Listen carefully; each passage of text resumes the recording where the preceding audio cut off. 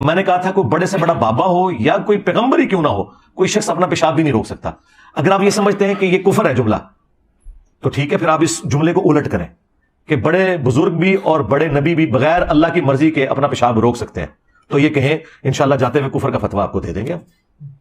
آپ کہیں گے نہیں یہ تو نہیں کہہ سکتے، پھر دوسری بات بالکل درست ہے، یہ بات کسی کانٹیکسٹ میں ہو رہی ہے۔ ناظرین، کچھ دن پہلے میں نے انجینئر صاحب کے اس موقف پر کہ نبی تو اپنا پیشاب بھی روک نہیں سکتے اپنی رائے کا اظہار کیا تھا۔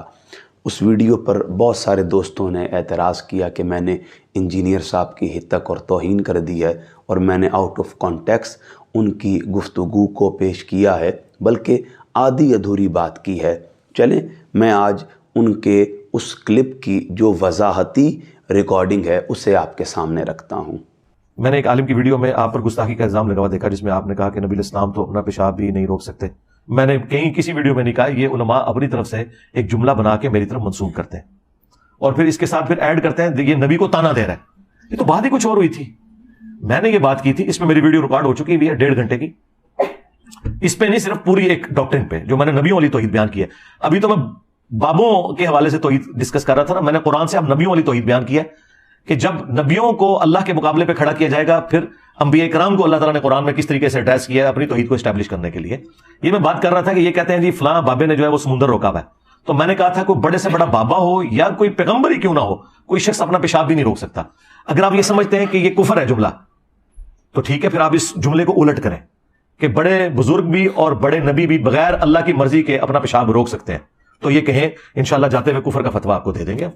اب میں عاجزانہ آپ سے سوال کرتا ہوں، مجھے بتائیں کہ اس ویڈیو میں جو وضاحت کی صورت میں انجینئر صاحب نے پیش کی ہے، کوئی فرق ہے اس کلام میں جو انہوں نے پہلے ریکارڈ کروایا تھا، جس پر میں نے اپنی رائے کا اظہار کیا تھا عاجزی کے ساتھ؟ نہیں، یقیناً کوئی فرق نہیں ہے۔ انجینئر صاحب اب بھی وہی بات کر رہے ہیں کہ جب توحید بیان کی جائے گی تو نبی ہو، ولی ہو، عام آدمی ہو، اپنا پیشاب بھی روک نہیں سکتا،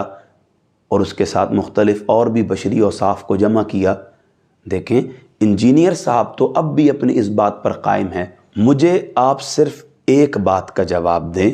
کہ اگر یہی عبارت کسی ولی بزرگ کی کتاب میں یا کسی عالم دین کی تقریر کے دوران ان کی زبان پر آ جاتی، انجینئر صاحب ایک مکمل محاذ کھڑا کر دیتے۔ انجینئر صاحب 3 گھنٹے کی نشستیں کرتے، روز روز اس ایک واقعے کو فیم کا ذریعہ بنانے کے لیے سوشل میڈیا پر سوشلائز کرتے، اور ہر بندے کے سامنے یہی تاثر دیتے کہ دیکھو کتنے بڑے گستاخ ہیں، نبی کے بارے میں یہ بات کر دی، رسول کے بارے میں یہ بات کر دی کہ کوئی نبی تو اپنا پیشاب بھی نہیں روک سکتا۔ ماشاءاللہ، مجھے بتائیں،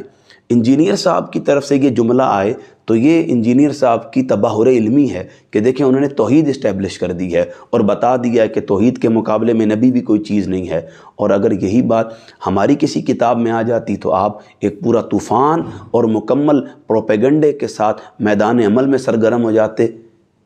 اس کا مطلب ہے کہ انجینئر صاحب کی حتک اور توہین آپ کو زیادہ عزیز ہے، آپ کو رسول اور نبی کے مقام اور مرتبے کی کوئی پرواہ نہیں ہے۔ کس قدر یہ آپ نے دوہرا معیار رکھا ہوا ہے کہ نبی اور رسول کی طرف آپ کوئی ایسی ہلکی بات منسوب کرتے ہیں جو بشری معاملات کا ایک ایسا پیرایا ہے جسے ہر بندہ ہر کسی کے سامنے اوپنلی ڈسکس نہیں کرتا، اور آپ اسے اوپنلی نبی اور رسول کے بارے میں بیان کر رہے ہیں۔ میں یقین جانیں قرآن مجید فرقان حمید سے، نبی رحمت کی مبارک احادیث سے، نبی کے اختیارات پر بہت سی باتیں کر سکتا ہوں، لیکن وَإِذَا خَاطَبَهُمُ الْجَاهِلُونَ قَالُوا سَلَامًا، اس پر عمل کرتے ہوئے صرف خاموشی اختیار کروں گا کہ جنہیں انجینئر صاحب کی عزت کی پرواہ ہے، نبی اور رسول کے معیار کی پرواہ نہیں ہے۔